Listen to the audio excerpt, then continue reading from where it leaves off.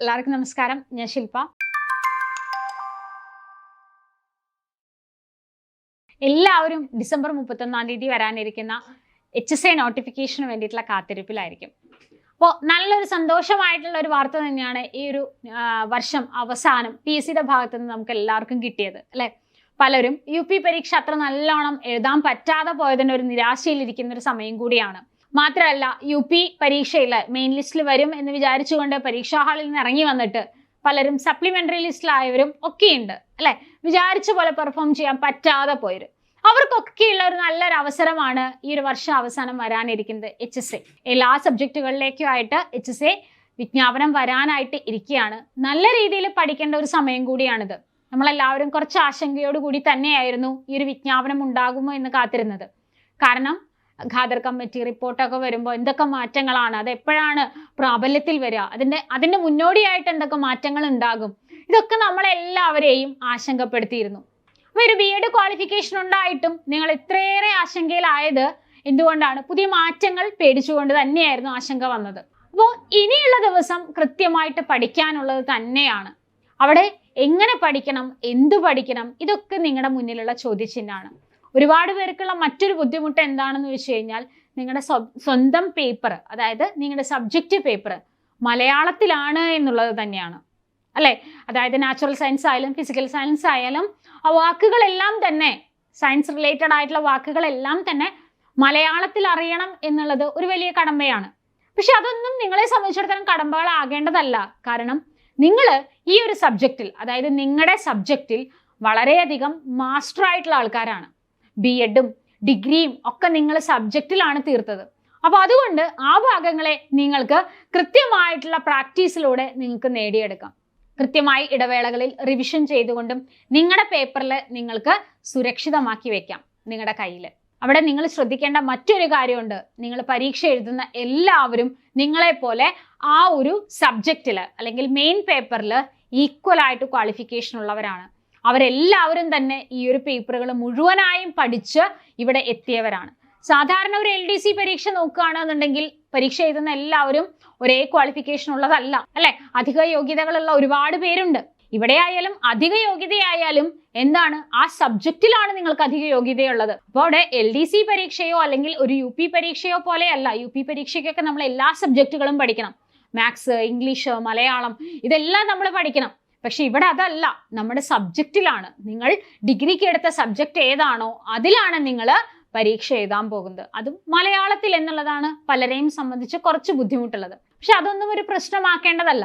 എങ്കിലും റാങ്ക് ലിസ്റ്റിൽ മുന്നിലെത്താൻ കുറച്ച് സൂത്രപ്പണികളൊക്കെ നമ്മൾ നോക്കണം, വേണ്ടേ? അതിന് എങ്ങനെ മുന്നിലെത്താനായിട്ട് പറ്റും? വഴിയെ നമുക്ക് ഓരോ കാര്യങ്ങളായിട്ട് നോക്കാം. ഇവിടെ 80 മാർക്കാണ് നിങ്ങളുടെ സബ്ജക്റ്റ്, 20 മാർക്കാണ് ജനറൽ പേപ്പർ. ഈ 20 മാർക്ക് എന്ന് പറയുന്നത് ഇതുവരെ വന്ന സിലബസിലെല്ലാം തന്നെ മെത്തഡോളജിയും ടീച്ചിങ് ആപ്റ്റിറ്റ്യൂഡും അതങ്ങനെ വെറുതെ പറഞ്ഞിട്ടേ ഉണ്ടായിരുന്നുള്ളൂ അല്ലെ. ഡീറ്റെയിൽ ആയിട്ടുള്ള ഒരു സിലബസ് ഉണ്ടായിരുന്നില്ല. എന്നാൽ ഇപ്പോൾ GLT ആയാലും HSST ആയാലും പരീക്ഷകൾക്കൊക്കെ കൃത്യമായിട്ട് കാര്യങ്ങളെല്ലാം വിശദമാക്കിക്കൊണ്ടുള്ള സിലബസ് ആണ് ഉള്ളത്.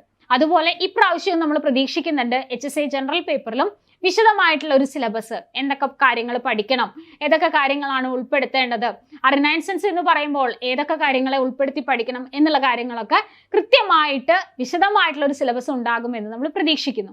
അപ്പോൾ നോട്ടിഫിക്കേഷൻ വന്നു കഴിഞ്ഞാൽ ഡിസംബർ 31 നോട്ടിഫിക്കേഷൻ വന്നു കഴിഞ്ഞാൽ നിങ്ങൾ ഓർക്കേണ്ട മറ്റൊരു കാര്യം കൂടിയുണ്ട്. ജനുവരി 1 തീയതി PSC 2025 ടെന്റേറ്റീവ് കലണ്ടർ പ്രസിദ്ധീകരിക്കും. അപ്പൊ നമുക്ക് ഏകദേശം അറിയാൻ പറ്റും നമ്മുടെ സബ്ജക്ട് HSA പരീക്ഷ എന്നുണ്ടാകും എന്നുള്ളത്. അപ്പൊ ഇനി അങ്ങോട്ട് ഒട്ടപ്പാച്ചിലെ ദിവസങ്ങളാണ് അല്ലെ. അതായത് നോട്ടിഫിക്കേഷൻ വന്ന് പിറ്റേ ദിവസം തന്നെ അല്ലെങ്കിൽ അതിനോട് അടുത്തുള്ള ദിവസം തന്നെ നമുക്ക് എന്തറിയാൻ പറ്റും? നമ്മുടെ പരീക്ഷ ഏകദേശം ഏത് മാസം ഉണ്ടാകും. ഡേറ്റ് മാത്രമേ അറിയാത്തതുണ്ടാവുള്ളൂ, ഏത് മാസത്തോടനുബന്ധിച്ച് ഓരോരോ പരീക്ഷകൾ ഉണ്ടാകും എന്നുള്ളത്. അപ്പോൾ നിങ്ങളുടെ സബ്ജക്റ്റ് പഠിക്കണം, അതുപോലെ തന്നെ ജനറൽ പേപ്പറും പഠിക്കണം. ഇവിടെ ഞാൻ പറയാൻ പോകുന്ന ജനറൽ പേപ്പറിൽ എങ്ങനെ ഉയർന്ന സ്കോർ വാങ്ങാം എന്നുള്ളതാണ്. കാരണം റാങ്ക് ലിസ്റ്റിൽ എപ്പോഴും മുന്നിലെത്താൻ സഹായിക്കുക ഈ ജനറൽ പേപ്പർ തന്നെയായിരിക്കും. നിങ്ങൾ BEdന് പഠിച്ച മെത്തഡോളജിയും ടീച്ചിങ് ആപ്റ്റിറ്റ്യൂഡും അങ്ങനത്തെ ഭാഗങ്ങളെല്ലാം നിങ്ങൾ എല്ലാവരും അപ്ലിക്കൻസ് എല്ലാവരും പഠിച്ചു തന്നെയാണ്. പിന്നെ ഇവിടെ വരുന്നതാണ് റിനൈസൻസിന്റെ ഭാഗങ്ങളും അതുപോലെ കുറച്ച് കോൺസ്റ്റിറ്റ്യൂഷനും. ഇതുവരെ സിലബസിലെ കോൺസ്റ്റിറ്റ്യൂഷൻ എന്ന് എടുത്തു പറഞ്ഞിട്ടുണ്ടായിരുന്നില്ല. പക്ഷേ കഴിഞ്ഞ പ്രാവശ്യങ്ങളിൽ നടന്ന HSAയുടെ തന്നെ NCA പരീക്ഷകളൊക്കെ നടന്നു. ഓൺലൈനായിട്ടും ഓഫ്ലൈനായിട്ടും ഒക്കെ പല പരീക്ഷകളും നടന്നു. അതിന്റെയൊക്കെ ക്വസ്റ്റ്യൻ പേപ്പർ എടുത്ത് നോക്കുകയാണെന്നുണ്ടെങ്കിൽ നിങ്ങൾ കണ്ടിട്ടുണ്ടാകും, അവിടെ കോൺസ്റ്റിറ്റ്യൂഷനും കറണ്ട് അഫെയറും ഒക്കെ കൃത്യമായി ചോദിച്ചിട്ടുണ്ട്. HSSTക്ക് ചോദിക്കുന്ന പോലെ തന്നെ സ്കീമുകളും അതുപോലെ എന്താണ് ലിറ്റററി ഫിഗേഴ്സ് ഇങ്ങനെയുള്ള ഭാഗങ്ങളൊക്കെ കൃത്യമായി ചോദിക്കുന്നുണ്ട്. അപ്പൊ ഈ ഭാഗങ്ങളൊക്കെ കൃത്യമായി പഠിക്കണം. എന്നാൽ വലിച്ചു വാരി പഠിക്കണോ? വേണ്ട. എല്ലാ കാര്യങ്ങളും നമുക്ക് പഠിക്കാൻ കേരള ഹിസ്റ്ററി അല്ലെങ്കിൽ കേരള റിനൈസൻസ് എന്ന് പറയുന്നതും ലിറ്ററേച്ചറും അങ്ങനെയുള്ള ഭാഗങ്ങളൊക്കെ ഒരുപാടുണ്ട് പഠിക്കാൻ. അത് നമുക്ക് എല്ലാം വലിച്ചു വാരി പഠിക്കാൻ പറ്റുമോ? ഇല്ല. അതിനെ നമ്മൾ ക്രിസ്പി ആക്കിക്കൊണ്ട് വേണം ഇനി പഠിക്കാനായിട്ട്. കാരണം എന്താണ്, പരീക്ഷ അടുത്ത് നിൽക്കുക തന്നെയാണ് ചെയ്യുന്നത്. അവിടെ അധികം ദിവസങ്ങൾ ഉണ്ടാവില്ല നമുക്ക് പരീക്ഷയ്ക്ക്. ഇപ്പൊ പൊതുവെ PSC എല്ലാ പരീക്ഷകളും വളരെ നേരത്തെ നടത്തുന്നു, വളരെ നേരത്തെ തന്നെ റാങ്ക് ലിസ്റ്റുകൾ പ്രസിദ്ധീകരിക്കുകയും ചെയ്യുന്നു. അപ്പോൾ നിങ്ങൾ ശ്രദ്ധിക്കേണ്ട കാര്യം ജനറൽ പേപ്പർ എങ്ങനെയും മാർക്ക് സ്കോർ ചെയ്യുക എന്നുള്ളതാണ്. അവയ്ക്ക് വേണ്ടിയിട്ട് നമുക്ക് കുറെ ടിപ്പുകൾ ചെയ്യാനായിട്ട് പറ്റും. എല്ലാ കാര്യങ്ങളും ഓർഡറിൽ എഴുതി വെക്കുക, അതായത് വർഷങ്ങൾ ഒരു ഓർഡറിൽ എഴുതി വെക്കാൻ നോക്കാം. അതുപോലെ സംഘടനകൾ, നവോത്ഥാന സംഘടനകളും അവ രൂപീകരിച്ച വ്യക്തികളുടെ പേരും അവയുടെ വർഷവും ഒരുമിച്ച് എഴുതി വെക്കാം. ഇത് നമ്മൾ പഠിക്കുന്നതിനോടൊപ്പം തന്നെ ചെയ്തു പോയാൽ നിങ്ങൾക്ക് റിവിഷന് വളരെ ഉപകാരമായിരിക്കും. ഇനി അതിൽ തന്നെ ഇമ്പോർട്ടൻസ് ആയിട്ട് ചോദിക്കുന്നത് എങ്ങനെയുള്ള ക്വസ്റ്റ്യൻസ് ആണ് വരിക? എല്ലാം അത്യാവശ്യം നല്ല ലെവലുള്ള ക്വസ്റ്റ്യൻസ്. ലെവൽ എന്ന് ഞാൻ ഉദ്ദേശിച്ചത് സ്റ്റേറ്റ്മെന്റ് ക്വസ്റ്റ്യൻസ്. മുൻകാലങ്ങളിൽ ഒറ്റ സെന്റൻസ് ആയിട്ട് ചോദിച്ചിരുന്ന ചോദ്യങ്ങളാണ് ഇപ്പോൾ സ്റ്റേറ്റ്മെന്റ് ക്വസ്റ്റ്യൻസിലേക്ക്, അതായത് സ്റ്റേറ്റ്മെന്റ് ആയിട്ട് ചോദിക്കുന്നത്. അപ്പൊ നമുക്ക് എന്താണ്, ഇതിന് കൺഫ്യൂഷൻ ഉണ്ടാക്കും.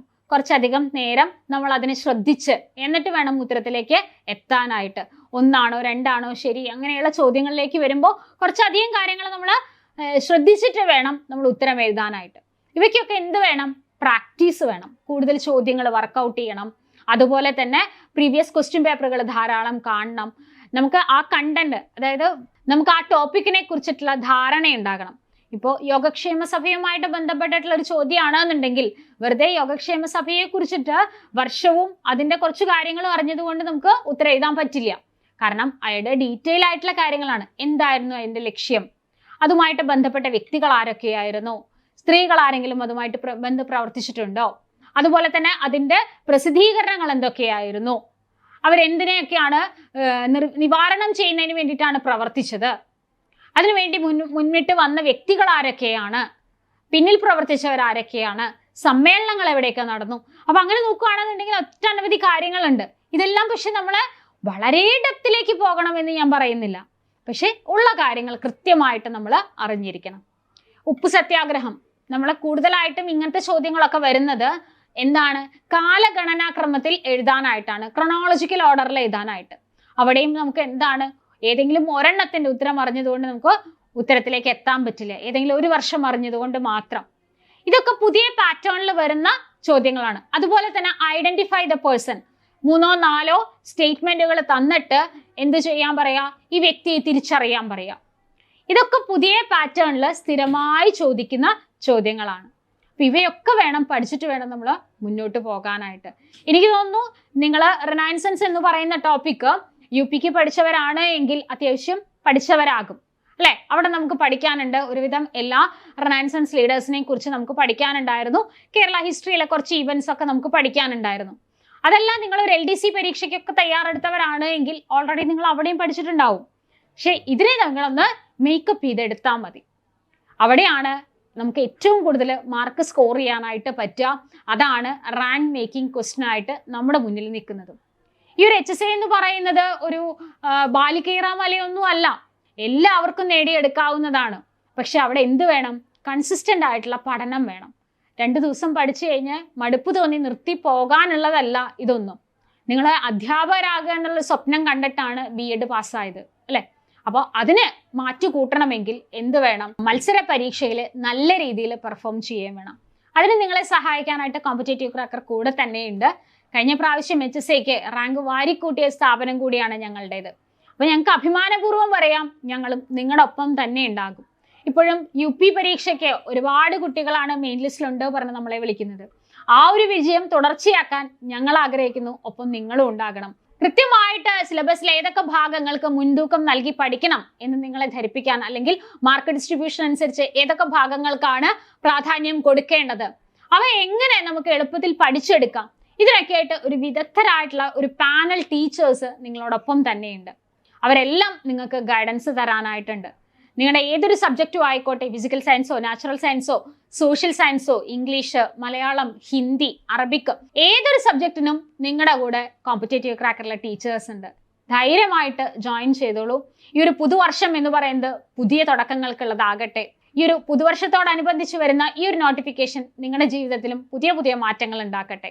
അപ്പോൾ എല്ലാവർക്കും ക്രിസ്മസ് ന്യൂ ഇയർ ആശംസകൾ. അപ്പോൾ മറക്കണ്ട, ഈ ഒരു HSA വിജ്ഞാപനത്തിലൂടെ നിങ്ങളുടെ ടീച്ചർ എന്ന സ്വപ്നം യാഥാർത്ഥ്യമാക്കട്ടെ. കോമ്പറ്റേറ്റീവ് ക്രാക്കർ ഒപ്പം തന്നെയുണ്ട്.